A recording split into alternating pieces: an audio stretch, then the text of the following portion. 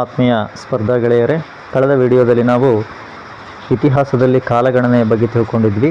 ಇಂದಿನ ವಿಡಿಯೋದಲ್ಲಿ ನಾವು ಮಾನವನ ಆರಂಭಿಕ ಸಮಾಜದ ಬಗ್ಗೆ ತಿಳಿದುಕೊಳ್ಳೋಣ. ವಿಡಿಯೋ ಉಪಯುಕ್ತ ಅನಿಸಿದರೆ ದಯವಿಟ್ಟು ಲೈಕ್ ಮಾಡಿ, ಶೇರ್ ಮಾಡಿ ಹಾಗೂ ಸಬ್ಸ್ಕ್ರೈಬ್ ಮಾಡಿ ಎಂದು ಹೇಳುತ್ತಾ ವಿಷಯವನ್ನು ಮುಂದುವರಿಸೋಣ. ಆತ್ಮೀಯ ವೀಕ್ಷಕರೇ, ನಿಮಗೀಗಾಗಲೇ ಗೊತ್ತಾಗಿದೆ, ಕಾಲಗಣನೆಯನ್ನು ಯೇಸು ಕ್ರಿಸ್ತರು ಬದುಕಿದ ಕಾಲಾವಧಿಯನ್ನು ಆಧಾರವಾಗಿಟ್ಟುಕೊಂಡು ಒಂದು ಸಾಮಾನ್ಯ ಶಕವರ್ಷವನ್ನು ಆರಂಭಿಸಲಾಗಿರುತ್ತದೆ. ಇಲ್ಲಿ ಶಕವರ್ಷವನ್ನು ಕೇವಲ ಯೇಸು ಕ್ರಿಸ್ತರು ಬದುಕಿದ ಕಾಲಾವಧಿಯನ್ನು ಮಾತ್ರ ಆಧಾರವಾಗಿಟ್ಟುಕೊಂಡು ಬಳಕೆಗೆ ತಂದಿಲ್ಲ. ಇಲ್ಲಿ ಶಾಲಿವಾಹನ ಶಕೆ, ಗುಪ್ತ ಶಕೆ, ವಿಕ್ರಮ ಶಕೆ, ಎಜಿರಾ ಶಕೆ, ಈ ರೀತಿಯಾಗಿ ಮುಂತಾದ ಶಕೆಗಳನ್ನು ನಾವು ಅನುಸರಿಸ್ಕೊಂಡು ಬಂದಿದ್ದೀವಿ. ಸಾಮಾನ್ಯವಾಗಿ ಈಗ ಇತಿಹಾಸದಲ್ಲಿ ನಾವು ಬಳಸ್ಕೊಳ್ತಕ್ಕಂಥದ್ದು ಸಾಮಾನ್ಯ ಶಕ ಅನ್ನುವಂಥ ಪದವನ್ನು ಹೆಚ್ಚಿನದಾಗಿ ನಾವು ಬಳಸ್ಕೊಳ್ತಾ ಇದ್ದೀವಿ. ಮುಂದುವರೆದು ಒಂದು ಶತಮಾನ ಅಂದರೆ ಏನಪ್ಪ ಅಂತಂದರೆ, ಇಲ್ಲಿ 100 ವರ್ಷಗಳ ಒಂದು ಕಾಲಾವಧಿಯನ್ನು ನಾವು ಶತಮಾನ ಅಂತಂದೇಳಿ ಕರಿತೀವಿ. ಅಂದರೆ ಒಂದು ಶತಮಾನಕ್ಕೆ ಎಷ್ಟು ವರ್ಷಗಳು, 100 ವರ್ಷಗಳ ಒಂದು ಕಾಲಾವಧಿಯನ್ನು ನಾವು ಒಂದು ಶತಮಾನ ಅಂತಂದೇಳಿ ಕರಿತೀವಿ.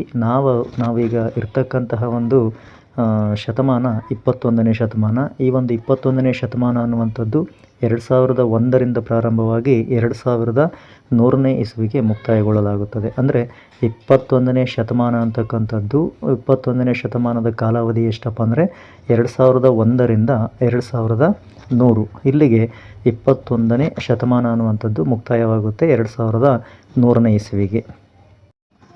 ಇನ್ನು ಈ ವಿಡಿಯೋದ ಪ್ರಮುಖ ಅಂಶ ಆರಂಭಿಕ ಸಮಾಜ. ಮಾನವನ ಆರಂಭಿಕ ಸಮಾಜವನ್ನು ಎಷ್ಟು ಹಂತಗಳಲ್ಲಿ ವಿಭಾಗ ಮಾಡಿದ್ದೀವಪ್ಪ ಅಂತಂದರೆ, ಪ್ರಾಗೈತಿಹಾಸಿಕ ಕಾಲ, ಪೂರ್ವಭಾವಿ ಇತಿಹಾಸ ಕಾಲ ಮತ್ತು ಇತಿಹಾಸ ಕಾಲ ಅಂತಂದೇಳಿ ಆರಂಭಿಕ ಸಮಾಜವನ್ನು ಪ್ರಮುಖವಾಗಿ 3 ವಿಧಗಳಲ್ಲಿ ವಿಭಾಗ ಮಾಡಲಾಗಿದೆ. ಈ ಒಂದು 3 ವಿಧದ ಅಥವಾ 3 ಹಂತದ ಕಾಲಾವಧಿ ಹೇಗಿತ್ತು, ಅಂದಿನ ಜನರ ಜೀವನದ ಬದುಕು ಬವಣೆಗಳು ಹೇಗಿದ್ವು ಅನ್ನುವಂಥದ್ದನ್ನು ಮುಂದೆ ತಿಳ್ಕೊಳ್ಳೋಣ.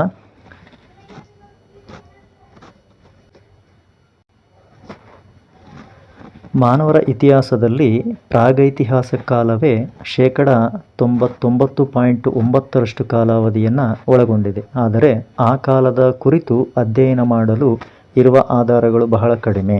ನೋಡಿ, ನಾವು ಇಂದಿನ ಒಂದು ವಿಡಿಯೋದಲ್ಲಿ ಹೇಳಿದ್ವಿ, ಇತಿಹಾಸವನ್ನು ನಾವು ಅಧ್ಯಯನ ಮಾಡಬೇಕಂತಂದರೆ ನಮಗೆ ಆಧಾರಗಳು ಪ್ರಮುಖವಾಗಿ ಬೇಕಾಗ್ತವೆ. ಹಾಗಾಗಿ ಈ ಒಂದು ಪ್ರಾಗೈತಿಹಾಸಿಕ ಕಾಲಕ್ಕೆ ಸಂಬಂಧಪಟ್ಟಂತಹ ಕುರುಹುಗಳು ನಮಗೆ ಆಧಾರಗಳು ಸಿಗದೇ ಇರೋದ್ರಿಂದ ನಾವು ಆ ಒಂದು ಪ್ರಾಗೈತಿಹಾಸಿಕ ಕಾಲಕ್ಕೆ ಸಂಬಂಧಪಟ್ಟಂತೆ ಹೆಚ್ಚಿನ ಅಂಶವನ್ನು ತಿಳಿದುಕೊಳ್ಳೋದಕ್ಕೆ ಸಾಧ್ಯವಾಗ್ತಾ ಇಲ್ಲ. ಆದರೆ ನಾವು ಇನ್ನೊಂದು ಅಂಶವನ್ನು ನೆನಪಿಟ್ಕೋಬೇಕು. ಈ ಒಂದು ಪೂರ್ವಭಾವಿ ಇತಿಹಾಸ ಕಾಲ ಏನಿದೆ, ಪ್ರಾಗೈತಿಹಾಸಿಕ ಕಾಲ ಏನಿದೆ, ಮಾನವನ ಇತಿಹಾಸದಲ್ಲಿ ಬಹುಪಾಲು ಅಂದರೆ 99.9% ಕಾಲಾವಧಿ ಆ ಒಂದು ಪ್ರಾಗೈತಿಹಾಸಿಕ ಕಾಲಕ್ಕೆ ಸಂಬಂಧಪಟ್ಟಿರುತ್ತದೆ. ಆದರೆ ಅದಕ್ಕೆ ಸಂಬಂಧಪಟ್ಟಂಥ ಆಧಾರಗಳು ನಮಗೆ ಸಿಗದೇ ಇರೋದರಿಂದ ನಾವು ಅದನ್ನು ಹೆಚ್ಚಿನದಾಗಿ ಅಧ್ಯಯನ ಮಾಡೋದಕ್ಕೆ ಸಾಧ್ಯ ಆಗ್ತಾ ಇಲ್ಲ.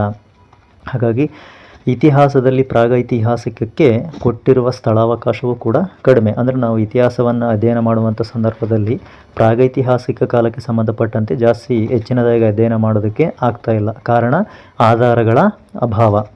ಮೇಲಿನ 3 ಕಾಲಗಳನ್ನು ವರ್ಗೀಕರಿಸಲು ಬಳಸುವ ಮಾನದಂಡವೇ ಅಕ್ಷರ. ಹಾಗಾದರೆ ಮಾನವನ ಆರಂಭಿಕ ಸಮಾಜವನ್ನು, ಆ ಒಂದು ಹಂತಗಳನ್ನು 3 ವಿಧಗಳನ್ನಾಗಿ ವಿಭಾಗ ಮಾಡ್ತೀವಿ.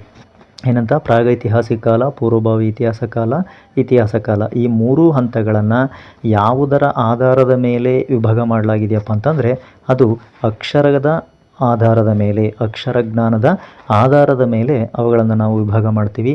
ಇಲ್ಲಿ ಅಕ್ಷರವೇ ಇಲ್ಲದ ಕಾಲಘಟ್ಟವನ್ನು ಪ್ರಾಗೈತಿಹಾಸಿಕ ಕಾಲ ಅಂತಂದೇಳಿ ಕರಿತೀವಿ. ಅಂದರೆ ಆಗಿನ ಕಾಲದ ಜನರಿಗೆ, ಯಾವ ಕಾಲದ ಜನರಿಗೆ ಅಕ್ಷರ ಜ್ಞಾನ ಇಲ್ಲದೇ ಇರ್ತಕ್ಕಂತಹ ಒಂದು ಅವಧಿಯನ್ನು ನಾವು ಪ್ರಾಗೈತಿಹಾಸಿಕ ಕಾಲ ಅಂತಂದೇಳಿ ಕರಿತೀವಿ. ಅಂದರೆ ಆಗಿನ ಜನರಿಗೆ, ಆ ಒಂದು ಪ್ರಾಗೈತಿಹಾಸಿಕ ಕಾಲದ ಜನರಿಗೆ ಅಕ್ಷರ ಜ್ಞಾನ ಅನ್ನುವಂಥದ್ದು ಇರ್ತಾ ಇರಲಿಲ್ಲ. ಇದಕ್ಕೆ ಉತ್ತಮ ಉದಾಹರಣೆಯಾಗಿ ಶಿಲಾಯುಗದ ಜನರಿಗೆ ಅಕ್ಷರದ ಒಂದು ಪರಿಚಯ ಅನ್ನುವಂಥದ್ದು ಇರ್ತಾ ಇರಲಿಲ್ಲ.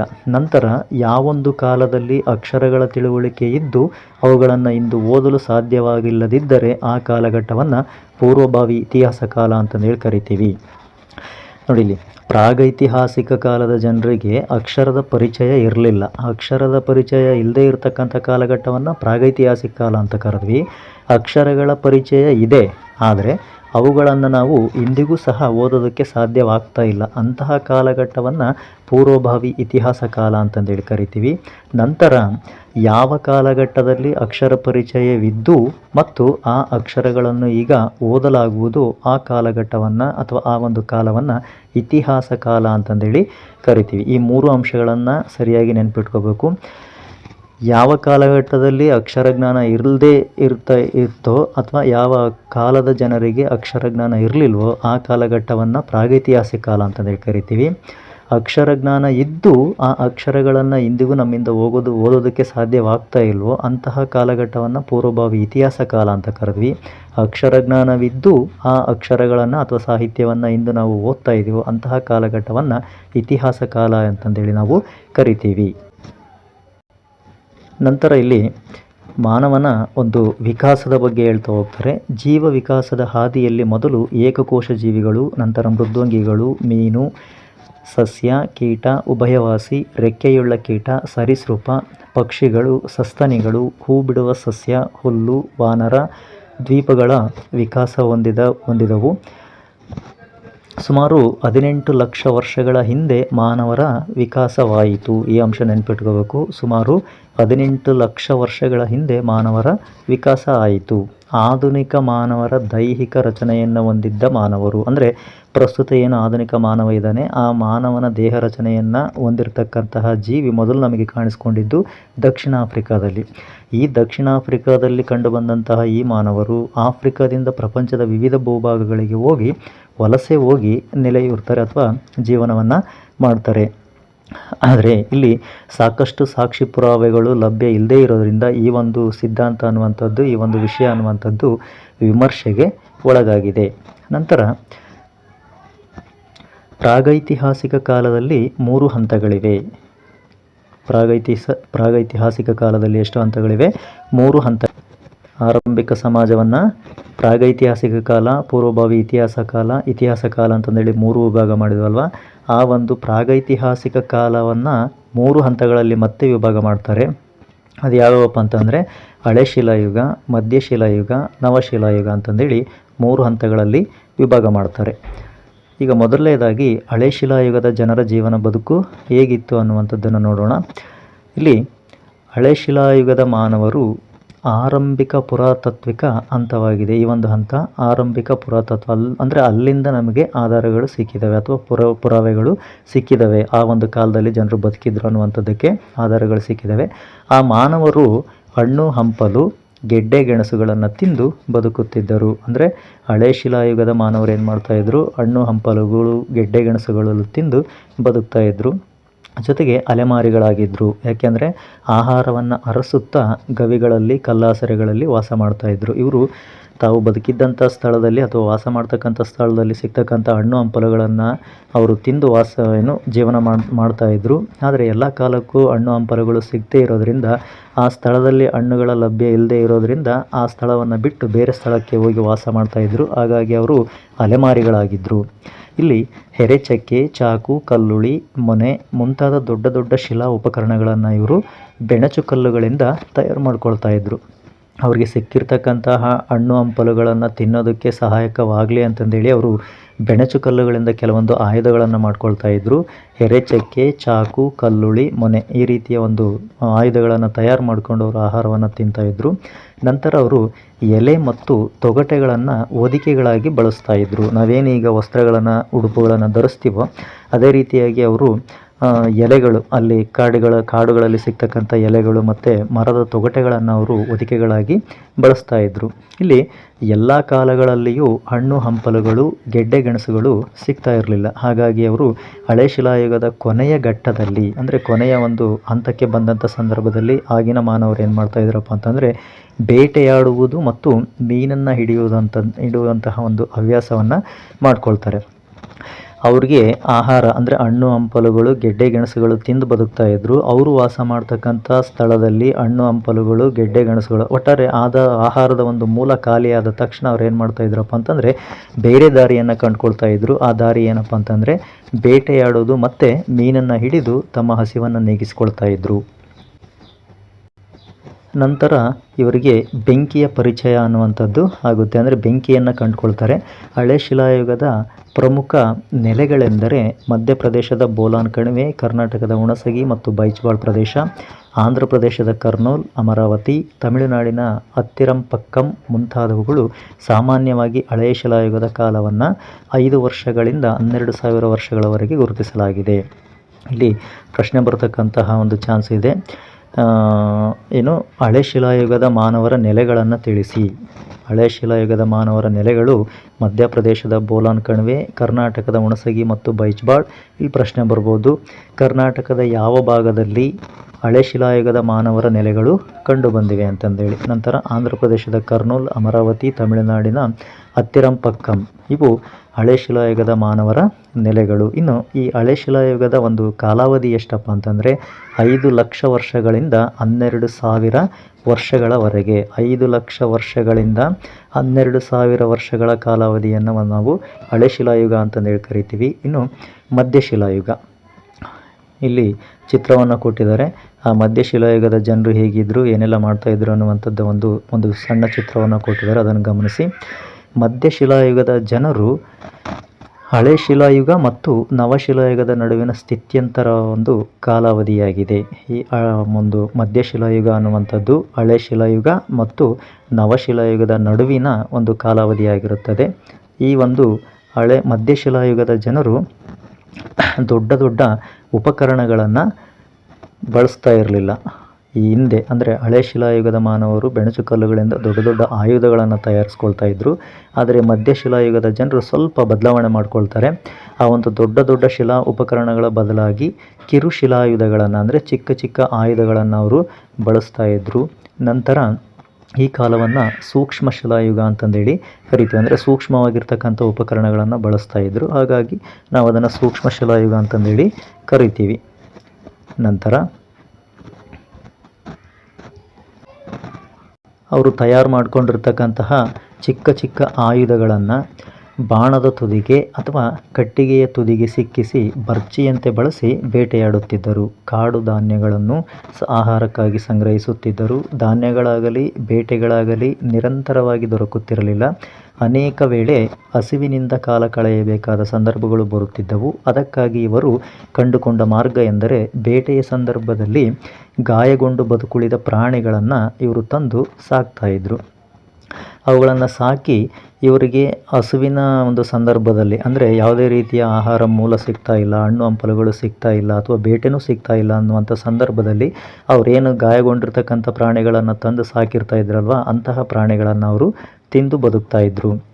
ನಂತರ ಬಿಡುವಿನ ವೇಳೆಯಲ್ಲಿ ಇದಕ್ಕಿಂತ ಮುಂಚೆ ಏನಪ್ಪ ಅಂದರೆ ಅವರು ಸಾಕ್ತಕ್ಕಂಥ ಪ್ರಾಣಿಗಳನ್ನು ಈಗ ಮತ್ತೊಂದು ಅಂಶವನ್ನು ಗಮನಿಸ್ಬೇಕು ನಾವು. ಇಷ್ಟು ದಿನ ಅವ್ರು ಮಾತ್ರ ಆಹಾರಕ್ಕಾಗಿ ಅಲಿತಾ ಇದ್ದರು ಅಥವಾ ಅವ್ರಿಗೆ ಮಾತ್ರ ಆಹಾರವನ್ನು ಹುಡುಕ್ತಾ ಇದ್ದರು. ಈಗ ಅವರ ಜೊತೆಗೆ ಅವರು ಸಾಕಿರ್ತಕ್ಕಂಥ ಪ್ರಾಣಿಗಳಿಗೆ ಆಹಾರವನ್ನು ಹುಡುಕುವಂಥ ಪ್ರಯತ್ನವನ್ನು ಮಾಡ್ತಾರೆ. ಇಂಥ ಸಂದರ್ಭದಲ್ಲಿ ಬಿಡುವಿನ ವೇಳೆಯಲ್ಲಿ ಅವರು ಏನು ಮಾಡ್ತಾಯಿದ್ರಪ್ಪ ಅಂತಂದರೆ ಚಿತ್ರಗಳನ್ನು ಬರೆಯುವಂತಹ ಹವ್ಯಾಸವನ್ನು ಮಾಡ್ಕೊಳ್ತಾರೆ. ಚಿತ್ರಗಳನ್ನು ಬಿಡಿಸುವಂತಹ ಹವ್ಯಾಸಗಳನ್ನು ಮಾಡ್ಕೊಳ್ತಾರೆ. ಪ್ರಾಣಿಗಳ ಚರ್ಮಗಳನ್ನು ತಮ್ಮ ಮೇಲೊದಿಕೆಗಳಾಗಿ ಬಳಸುತ್ತಿದ್ದರು. ನೋಡ್ರಿ, ಹಳೆ ಶಿಲಾಯುಗದ ಮಾನವರು ಏನು ಮಾಡ್ತಾಯಿದ್ರು, ಎಲೆ ಮತ್ತು ಮರದ ತೊಗಟೆಗಳನ್ನು ವಸ್ತ್ರಗಳ ಅಥವಾ ಉಡುಪುಗಳನ್ನಾಗಿ ಧರಿಸ್ತಾ ಇದ್ದರು. ಈ ಮಧ್ಯಶಿಲಾಯುಗದ ಜನರು ಏನು ಮಾಡ್ತಾರಪ್ಪ ಅಂತಂದರೆ ತಾವು ಸಾಕಿರ್ತಕ್ಕಂಥ ಪ್ರಾಣಿಗಳ ಚರ್ಮವನ್ನು ಅವ್ರೇನು ಮಾಡ್ತಾಯಿದ್ರು, ಉಡುಪುಗಳನ್ನಾಗಿ ಧರಿಸ್ತಾ ಇದ್ದರು. ಜೊತೆಗೆ ಬೆಂಕಿಯ ಪರಿಚಯ ಇವರಿಗೆ ಹಳೆ ಶಿಲಾಯುಗದ ಮಾನವರಿಗಿಂತ ಇವರಿಗೆ ತುಂಬ ಉತ್ತಮವಾಗಿ ಅದನ್ನು ಬಳಸಿಕೊಳ್ಳುವಂಥ ಪ್ರಯತ್ನವನ್ನು ಮಾಡ್ತಾರೆ. ಈ ಕಾಲದ ನೆಲೆಗಳಲ್ಲಿ ಪ್ರಮುಖವಾಗಿ ಅಂದರೆ ಮಧ್ಯಶಿಲಾಯುಗದ ಮಾನವರ ನೆಲೆಗಳೆಲ್ಲೆಲ್ಲಿದ್ವಪ್ಪ ಅಂತಂದರೆ ಮಧ್ಯಪ್ರದೇಶದ ಭಿಂಬೆಟ್ಕಾ, ಆದಮ್ಗರ್, ಕರ್ನಾಟಕದ ಬ್ರಹ್ಮಗಿರಿ, ಕನಕನಹಳ್ಳಿ, ರಾಜಸ್ಥಾನದ ಬಾಗೂರ್, ಗಣೇಶ್ವರ್, ಪಶ್ಚಿಮ ಬಂಗಾಳದ ಬಿರ್ಬಾನ್ಪುರ್, ಆಂಧ್ರ ಪ್ರದೇಶದ ವಾನ್ ಪಸಾರಿ, ಉತ್ತರ ಪ್ರದೇಶದ ಸರಾಯ್ ನಹರ್ ರಾಯ್, ಮಹಾದಹ ಮುಂತಾದವು ಮಧ್ಯಕಾಲದ ಅಥವಾ ಮಧ್ಯಶಿಲಾಯುಗದ ಮಾನವರ ನೆಲೆಗಳಾಗಿದ್ದವು. ನಂತರ ಉತ್ತರ ಪ್ರದೇಶದ ಸರಾಯ್ ನಹರಾಯ್, ಮಹದ ಮುಂತಾದವು ಪ್ರಮುಖ ನೆಲೆಗಳಾಗಿದ್ದವು. ಮಧ್ಯಶಿಲಾಯುಗದ ಕಾಲವು ಇಂದಿಗೆ 12,000 ವರ್ಷಗಳಿಂದ ಮಧ್ಯಶಿಲಾಯುಗದ ಕಾಲಾವಧಿ 12,000 ವರ್ಷಗಳಿಂದ 9,000 ವರ್ಷಗಳವರೆಗೆ ಇತ್ತು ಅನ್ನುವಂಥದ್ದನ್ನು ನೆನ್ಪಿಟ್ಕೊಳ್ಬೇಕು. ಮಧ್ಯಶಿಲಾಯುಗದ ಕಾಲಾವಧಿ ಎಷ್ಟು? 12,000 ವರ್ಷಗಳಿಂದ 9,000 ವರ್ಷಗಳವರೆಗೆ ಆ ಒಂದು ಕಾಲಾವಧಿಯನ್ನು ಮಧ್ಯಶಿಲಾಯುಗ ಅಂತಂದೇಳಿ ನಾವು ಕರಿತೀವಿ. ನಂತರ ಇಲ್ಲಿ ಒಟ್ಟಾರೆ ಮಧ್ಯಶಿಲಾಯುಗದ ಜನರು ಪಶುಪಾಲನೆಯನ್ನು ರೂಢಿಸಿಕೊಂಡರು ಅನ್ನುವಂಥ ಅಂಶವನ್ನು ನಾವು ನೆನ್ಪಿಟ್ಕೋಬೇಕು. ಏನು ಮಧ್ಯಶಿಲಾಯುಗದ ಜನರ ಒಂದು ಕಾಲಾವಧಿಯಲ್ಲಿ ಪಶುಪಾಲನೆ ಅನ್ನುವಂಥದ್ದು ಪ್ರಾರಂಭ ಆಗುತ್ತೆ. ನಂತರ ನವಶಿಲಾಯುಗ, ಅಲ್ಲಿ ಮಧ್ಯಶಿಲಾಯುಗದ ಮಾನವರು ಪಶುಪಾಲಕರಾದ್ದರಿಂದ ಅವರು ಅವರ ಪಶುಗಳಿಗೂ ಆಗಾಗ ಆಹಾರದ ಅಭಾವ ಅನ್ನುವಂಥದ್ದು ಸೃಷ್ಟಿಯಾಗ್ತಾ ಇತ್ತು. ಆದ್ದರಿಂದ ಆ ಜನರು ಆಹಾರಕ್ಕಾಗಿ ಅಲೆಯುವುದನ್ನು ಬಿಟ್ಟು ನವಶಿಲಾಯುಗದಲ್ಲಿ ಆಹಾರ ಉತ್ಪಾದನೆಗೆ ಮುಂದಾಗ್ತಾರೆ. ನೋಡಿಲಿ, ಅವರು ಪಶುಪಾಲನೆಯನ್ನು ಮಾಡ್ತಾಯಿದ್ರು, ಅಂದರೆ ಪ್ರಾಣಿಗಳನ್ನು ಸಾಕ್ತಾಯಿದ್ರು. ಇಲ್ಲಿ ಪ್ರಾಣಿಗಳಿಗೆ ಮತ್ತು ಅಂದಿನ ಮಾನವರಿಗೆ ಆಗಾಗ ಆಹಾರದ ಸಮಸ್ಯೆ ಅನ್ನುವಂಥದ್ದು ಎದುರಾಗ್ತಾ ಇತ್ತು. ಆದರೆ ಇವರು ಹಳೆ ಶಿಲಾಯುಗದ ಮಾನವರಂತೆ ಒಂದು ಕಡೆಯಿಂದ ಮತ್ತೊಂದು ಕಡೆಗೆ ಅಲೆದಾಡುವುದನ್ನು ಬಿಟ್ಟು ಅವರಿಗೆ ಮತ್ತು ಅವರ ಪ್ರಾಣಿಗಳಿಗೆ ಬೇಕಾಗಿರ್ತಕ್ಕಂತಹ ಆಹಾರಗಳನ್ನು ಅವರು ಜೀವಿಸ್ತಕ್ಕಂತಹ ಸ್ಥಳದಲ್ಲೇ ಉತ್ಪಾದನೆ ಮಾಡುವಂಥ ಪ್ರಯತ್ನವನ್ನು ಮಾಡ್ತಾರೆ. ಅದಕ್ಕಾಗಿ ಅವರು ಅನುಸರಿಸಿರ್ತಕ್ಕಂಥ ಮಾರ್ಗ ಯಾವುದಪ್ಪ ಅಂದರೆ ಕೃಷಿಯನ್ನು ಅವರು ಆರಂಭ ಮಾಡ್ತಾರೆ. ಇಲ್ಲಿಂದ ಕೃಷಿ ಅನ್ನುವಂಥದ್ದು ಮಾನವನ ಜೀವನದಲ್ಲಿ ಆರಂಭ ಆಗುತ್ತೆ ಅನ್ನುವಂಥದ್ದನ್ನು ನಾವು ನೆನಪಿಟ್ಕೊಳ್ಬೇಕು. ಯಾವಾಗ? ನವಶಿಲಾಯುಗದ ಆರಂಭದಲ್ಲಿ. ಕೃಷಿಯು ನವಶಿಲಾಯುಗದ ಜನರ ಧಾನ್ಯವನ್ನು ಮತ್ತು ಅವರ ಪಶುಗಳಿಗೆ ಮೇವನ್ನು ಪೂರೈಸುತ್ತಿತ್ತು. ಆದ್ದರಿಂದ ಅಲೆಮಾರಿ ಬದುಕನ್ನು ತೊರೆದು ಸೂಕ್ತ ಪ್ರದೇಶದಲ್ಲಿ ನೆಲೆಸಲಾರಂಭಿಸಿದರು. ಇಲ್ಲಿಗೆ ಅಲೆಮಾರಿ ಜೀವನ ಅನ್ನುವಂಥದ್ದು ಮುಕ್ತಾಯಗೊಳ್ಳುತ್ತೆ ಇತಿಹಾಸದ ಕಾಲದಲ್ಲಿ. ಹೀಗೆ ಕೃಷಿಯು ಸಂಸ್ಕೃತಿ ಮತ್ತು ನಾಗರಿಕತೆಗಳ ಉದಯಕ್ಕೆ ಮೊದಲ ಹೆಜ್ಜೆಯಾಯಿತು. ನಾವು ಪ್ರಾರಂಭದ ವಿಡಿಯೋದಲ್ಲಿ ಹೇಳಿದ್ವಿ, ಇತಿಹಾಸ ಅಂದರೆ ಏನಪ್ಪ ಅಂತಂದರೆ ಮಾನವ ಅನಾಗರಿಕತೆಯಿಂದ ನಾಗರಿಕತೆಯೆಡೆಗೆ ಬೆಳೆದು ಬಂದ ದಾರಿಯನ್ನು ಇತಿಹಾಸ ಅಂತಂದೇಳಿ ಕರಿತೀವಿ. ಇಲ್ಲಿ ಹಂತ ಹಂತವಾಗಿ ಮಾನವ ಯಾವ ರೀತಿ ಅನಾಗರಿಕತೆಯಿಂದ ನಾಗರಿಕತೆಯೆಡೆಗೆ ಬೆಳೆದು ಬಂದ ಅನ್ನುವಂಥದ್ದು ನಮಗಿಲ್ಲಿ ಸ್ಪಷ್ಟತೆ ಅನ್ನುವಂಥದ್ದು ಸಿಗುತ್ತೆ ನಮಗೆ. ಅದಕ್ಕೆ ಭಾರತ ಉಪಖಂಡದಲ್ಲಿ ಕೃಷಿಯ ಆರಂಭಿಕ ಕುರುಹುಗಳು ಪಾಕಿಸ್ತಾನದ ಮೆಹರ್ಗರ್ ನೆಲೆಯಲ್ಲಿ ಕಂಡುಬರುತ್ತದೆ. ಇಲ್ಲಿನ ಜನರು ವಾಸಕ್ಕೆ ಒಣ ಇಟ್ಟಿಗೆಗಳಿಂದ ಮನೆಗಳನ್ನು ನಿರ್ಮಿಸಿದ್ದಾರೆ. ಕಾಶ್ಮೀರದ ಬರ್ಝೋಮ್ ಪ್ರದೇಶದ ಜನರು ನೆಲದೊಳಗೆ ಗುಹೆಗಳನ್ನು ನಿರ್ಮಿಸಿಕೊಂಡಿದ್ದರು. ನವಶಿಲಾಯುಗದ ಮಾನವರ ವಿಶೇಷತೆಗಳು ಪ್ರಮುಖವಾಗಿ ಎರಡನ್ನು ನಾವು ನೆನಪಿಟ್ಟುಕೊಳ್ಬೇಕು. ಇಲ್ಲಿ ಅಲೆಮಾರಿ ಜೀವನವನ್ನು ಬಿಟ್ಟು ಒಂದೆಡೆ ನೆಲೆಗೊಂಡು ಕೃಷಿಯನ್ನು ಆರಂಭ ಮಾಡ್ತಾರೆ. ಅದರ ಜೊತೆಗೆ ಒಣ ಇಟ್ಟಿಗೆಗಳಿಂದ ತಾವು ವಾಸ ಮಾಡೋದಕ್ಕೆ ಸೂಕ್ತವಾಗುವಂತಹ ಮನೆಗಳನ್ನು ನಿರ್ಮಾಣ ಮಾಡ್ಕೊಳ್ತಾರೆ. ಇವೆರಡು ಅಂಶಗಳನ್ನು ನಾವು ನೀಟಾಗಿ ನೆನಪಿಟ್ಕೊಳ್ಬೇಕು. ಕೃಷಿಯಲ್ಲಿ ಉತ್ಪಾದಿಸಿದ ಧಾನ್ಯವನ್ನು ಇವರೇನು ಗುಹೆಗಳನ್ನು ಮಾಡ್ಕೊಂಡಿದ್ರು ಆ ಗುಹೆಗಳಲ್ಲಿ ಅವರು ಸಂಗ್ರಹಿಸಿ ಇಡ್ತಾ ಇದ್ರು. ಅಲ್ಲದೆ ಹೆರೆಯುವ, ಕುಟ್ಟುವ, ಬೀಸುವ ಸಾಧನಗಳನ್ನು ಇವರು ಬಳಕೆಗೆ ತಂದುಕೊಳ್ತಾರೆ. ಈ ಕಾಲದಲ್ಲಿಯೇ ಆರಂಭಿಕ ಹಳ್ಳಿಗಳು ಅನ್ನುವಂಥವು ಪ್ರಾರಂಭ ಆಗ್ತವೆ. ಯಾಕೆಂದರೆ ಅವರು ವಾಸ ಮಾಡೋದಕ್ಕೆ ಅಲೆಮಾರಿ ಜೀವನವನ್ನು ತೊರೆದು ಎಲ್ಲರೂ ಸಹ ತಮಗೆ ಒಂದು ವಾಸ ಮಾಡೋದಕ್ಕೆ ಸೂಕ್ತವಾಗಿರ್ತಕ್ಕಂಥ ಸಣ್ಣ ಸಣ್ಣ ಮನೆಗಳನ್ನು ಕಟ್ಕೊಳ್ತಾ ಇದ್ರು ಒಣ ಇಟ್ಟಿಗೆಗಳಿಂದ. ಅದರಿಂದ ಒಂದು ಹಳ್ಳಿ ಅನ್ನುವಂಥವು ಆಗ ನಿರ್ಮಾಣ ಆಗ್ತವೆ. ನಂತರ ಮಡಿಕೆಗಳ ತಯಾರಿಕೆ ಸಾಧ್ಯವಾಯಿತು. ಅಲ್ಲಿಂದನೇ ಆಗಿನ ಕಾಲದ ಜನರೇ ಮಡಿಕೆಗಳನ್ನು ಪ್ರಾರಂಭ ಮಾಡ್ತಾರೆ. ಮಡಿಕೆಗಳನ್ನು ತಯಾರು ಮಾಡೋದಕ್ಕೆ ಪ್ರಾರಂಭ ಮಾಡ್ಕೊಳ್ತಾರೆ. ಈ ಕಾಲದಲ್ಲಿ ಕಲ್ಲಿನ ಆಯುಧಗಳನ್ನು ಚೆನ್ನಾಗಿ ಉಜ್ಜಿ ನಯಗೊಳಿಸಿ ಬಳಸುತ್ತಿದ್ದರು. ಬಳ್ಳಾರಿ ಸಮೀಪದ ಸಂಗನಕಲ್ಲು ಈ ರೀತಿಯ ಆಯುಧ ಉತ್ಪಾದನಾ ನೆಲೆಯಾಗಿತ್ತು. ವಿಶೇಷವಾಗಿ ಕೈಗೊಡಲಿ, ಮೂಳೆಗಳಿಂದ ತಯಾರಿಸಿದ ಆಯುಧಗಳನ್ನು ಬಳಸುತ್ತಿದ್ದರು. ಕರ್ನಾಟಕದ ಬನಹಳ್ಳಿ, ಬ್ರಹ್ಮಗಿರಿ, ಬೂದಿಹಾಳ, ಹಳ್ಳೂರು, ಪಿಕ್ಲಿಹಾಳ, ಟಿ ನರಸೀಪುರ, ಹುತ್ನೂರು, ಬಿಹಾರದ ಚಿರಾಂಡ್ ಮುಂತಾದ ಕಡೆಗಳಲ್ಲಿ ನವಶಿಲಾಯುಗದ ನೆಲೆಗಳು ಕಂಡುಬಂದಿವೆ. ಸಾಮಾನ್ಯವಾಗಿ ಇದರ ಕಾಲವನ್ನು ಇಂದಿಗೆ 9,000ದಿಂದ 5,000 ವರ್ಷಗಳವರೆಗೆ ಅಂತಂದೇಳಿ ನಾವು ಗುರುತಿಸ್ಬೋದು. ನವಶಿಲಾಯುಗದ ಕಾಲಾವಧಿಯನ್ನು 9,000ದಿಂದ 5,000 ವರ್ಷಗಳವರೆಗೆ ಅಂತಂದೇಳಿ ನಾವು ಗುರುತಿಸ್ಬೋದು. ಮಧ್ಯಶಿಲಾಯುಗದ ಕಾಲಾವಧಿಯನ್ನು 12,000 ವರ್ಷಗಳಿಂದ 9,000 ವರ್ಷಗಳ ಒಂದು ಕಾಲಾವಧಿ ಅಂತಂದೇಳಿ ಗುರುತಿಸಿದರೆ, ಈ ಒಂದು ನವಶಿಲಾಯುಗದ ಕಾಲಾವಧಿಯನ್ನು 9,000 ವರ್ಷದಿಂದ 5,000 ವರ್ಷಗಳವರೆಗೆ ಅಂತಂದೇಳಿ ನಾವಿಲ್ಲಿ ಗುರುತಿಸ್ತೀವಿ. ಮುಂದುವರೆದು ಭಾರತದಲ್ಲಿ ಈ ಶಿಲಾಯುಗದ ಜನರು ವಾಸ ಮಾಡಿರ್ತಕ್ಕಂಥ ನೆಲೆಗಳನ್ನು ಈ ಒಂದು ಭಾರತದ ಭೂಪಟದಲ್ಲಿ ನಿಮಗೆ ಕೊಟ್ಟಿದ್ದಾರೆ. ಈ ಭೂಪಟವನ್ನು ನೋಡಿ, ಜೊತೆಗೆ ಹೆಚ್ಚಿನ ಮಾಹಿತಿಗಾಗಿ ಇನ್ನೂ ಕೆಲವು ಭೂಪಟಗಳು ಅಥವಾ ಸ್ಥಳಗಳ ಬಗ್ಗೆ ನೀವು ತಿಳ್ಕೊಂಡಿರಬೇಕು. ಇಲ್ಲಿ ಲೋಹಯುಗ ಅಂತಂದೇಳಿ ಬರುತ್ತೆ. ನವಶಿಲಾಯುಗದ ಜನರು ನವಶಿಲಾಯುಗದ ಕೊನೆಯ ಕಾಲಘಟ್ಟದಲ್ಲಿ ಏನಾಗುತ್ತಪ್ಪ ಅಂತಂದರೆ ಲೋಹಗಳ ಬಳಕೆ ಅನ್ನುವಂಥದ್ದು ಆಗುತ್ತೆ. ಅಂದಿನ ಕಾಲದ ಜನರು ಏನು ಮಾಡ್ತಾರೆ, ಲೋಹಗಳನ್ನು ಬಳಸುವಂಥ ಪ್ರಯತ್ನಕ್ಕೆ ಕೈ ಹಾಕ್ತಾರೆ. ಮೊದಲು ಬಳಸಿದಂತಹ ಲೋಹ ತಾಮ್ರ. ನಂತರ ಈ ತಾಮ್ರ ಮತ್ತು ತವರವನ್ನು ಮಿಕ್ಸ್ ಮಾಡಿ ಅವೆರಡನ್ನು ಸೇರಿಸಿ ಕಂಚು ಅನ್ನುವಂತಹ ಒಂದು ಲೋಹವನ್ನು ತಯಾರು ಮಾಡ್ಕೊಳ್ತಾರೆ. ಈ ಕಂಚು ಅನ್ನುವಂಥದ್ದು ತಾಮ್ರಕ್ಕಿಂತ ತುಂಬ ಗಡಸಾಗಿರುತ್ತೆ. ನಂತರ ತಾಮ್ರ ಮತ್ತು ಕಂಚಿನ ಯುಗ. ತಾಮ್ರ ಮತ್ತು ಕಂಚಿನ ಆಯುಧಗಳ ಪ್ರಮಾಣ ಅತ್ಯಲ್ಪವಾಗಿದ್ದರಿಂದ, ಅಂದರೆ ಅವು ಹೇರಳವಾಗಿ ಸಿಗ್ತಾ ಇರಲಿಲ್ಲ, ಎಲ್ಲ ಜನರಿಗೂ ಅವು ಲಭ್ಯ ಆಗ್ತಾ ಇರಲಿಲ್ಲ. ಹಾಗಾಗಿ ಆ ತಾಮ್ರ ಮತ್ತು ಕಂಚು ಜೊತೆಗೆ ಅಂತಹ ಆಯುಧಗಳ ಜೊತೆಗೆ ಅವರು ಹಿಂದೆ ಬಳಸ್ತಿರ್ತಕ್ಕಂತಹ ಶಿಲಾಯುಧಗಳನ್ನು ಕೂಡ ಅವರು ಬಳಸೋದಕ್ಕೆ ಮುಂದಾಗ್ತಾರೆ ಅಥವಾ ಅವುಗಳನ್ನು ಮುಂದುವರಿಸ್ತಾರೆ. ಆದ್ದರಿಂದ ಈ ಕಾಲವನ್ನು ತಾಮ್ರ ಮತ್ತು ಕಂಚಿನ ಶಿಲಾಯುಗ ಎಂದು ಕರೆಯಲಾಗುತ್ತದೆ. 5000 ವರ್ಷಗಳ ಹಿಂದೀಚೆಗೆ ಬಂದಂತಹ ಒಂದು ಕಾಲಾವಧಿಯನ್ನು ನಾವು ತಾಮ್ರ ಮತ್ತು ಕಂಚಿನ ಯುಗ ಅಂತಂದೇಳಿ ಕರಿತೀವಿ. ಇಲ್ಲಿ ಕೃಷಿ ಮತ್ತು ಪಶುಪಾಲನೆ ಪ್ರಧಾನ ಉದ್ಯೋಗವಾಗಿತ್ತು. ಯಾವಾಗ? ತಾಮ್ರ ಮತ್ತು ಕಂಚಿನ ಶಿಲಾಯುಗದ ಒಂದು ಅವಧಿಯಲ್ಲಿ. ಚಕ್ರಗಳಿಂದ ಮಾಡಿದ ಅಲಂಕೃತ ಮಡಿಕೆಗಳು ಮತ್ತು ಈ ಕಾಲದಲ್ಲಿ ಕಂಡುಬರುತ್ತವೆ. ತಾಮ್ರದ ಉಪಕರಣಗಳು, ಆಭರಣಗಳು ದೊರಕಿವೆ. ಭೂಮಿಯನ್ನು ಆಳವಾಗಿ ಉಳಲು ಮತ್ತು ಅರಣ್ಯ ಕಡಿದು ಕೃಷಿ ಭೂಮಿಯಾಗಿ ಪರಿವರ್ತಿಸಲು ಕಂಚಿನ ಉಪಕರಣಗಳು ನೆರವಾಗ್ತವೆ. ಆದ್ದರಿಂದಾಗಿ ಆಹಾರ ಪದಾರ್ಥಗಳ ಉತ್ಪಾದನೆಯಲ್ಲಿ ಹೆಚ್ಚಳ ಕಂಡುಬರುತ್ತೆ.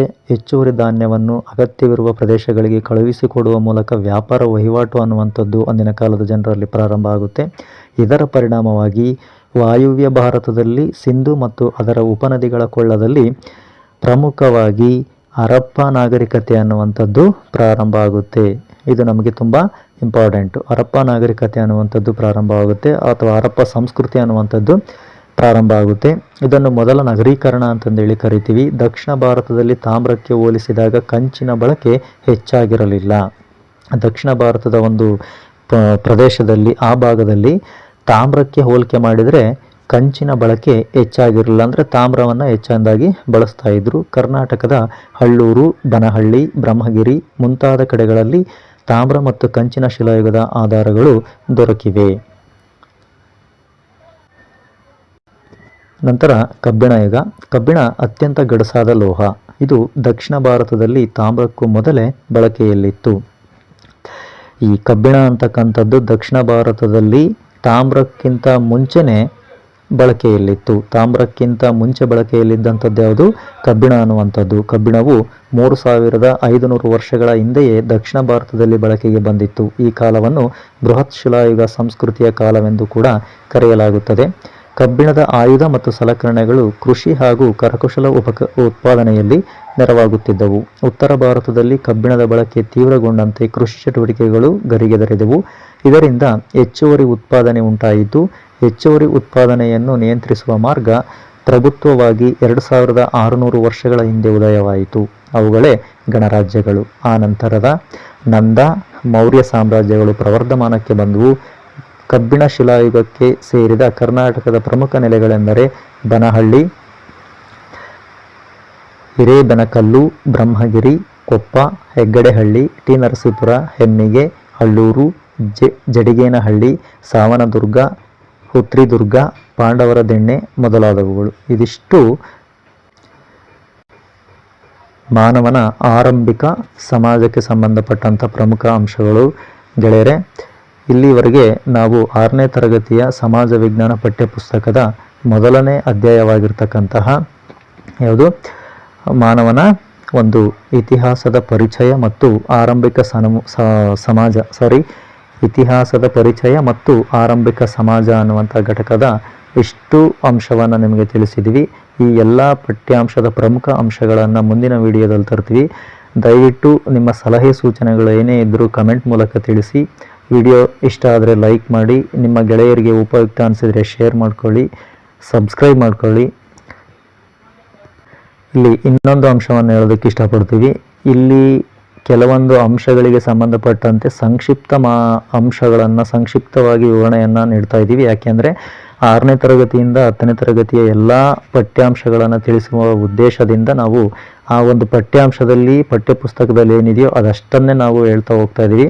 ನಿಮಗೆ ಈ ಪಠ್ಯಾಂಶದಲ್ಲಿ ಯಾವುದಾದ್ರೂ ಅಂಶದ ಬಗ್ಗೆ ಹೆಚ್ಚಿನ ಮಾಹಿತಿ ಬೇಕು ಅಂತಂದರೆ ದಯವಿಟ್ಟು ಕಮೆಂಟ್ ಮಾಡಿ, ಆ ವಿಷಯದ ಮೇಲಿನ ಒಂದು ವಿಡಿಯೋವನ್ನು ಮಾಡೋಣಂತೆ ಅಂತಂದೇಳಿ ಹೇಳ್ತಾ ವಿಡಿಯೋವನ್ನು ವೀಕ್ಷಿಸಿದ್ದಕ್ಕಾಗಿ ಧನ್ಯವಾದಗಳು.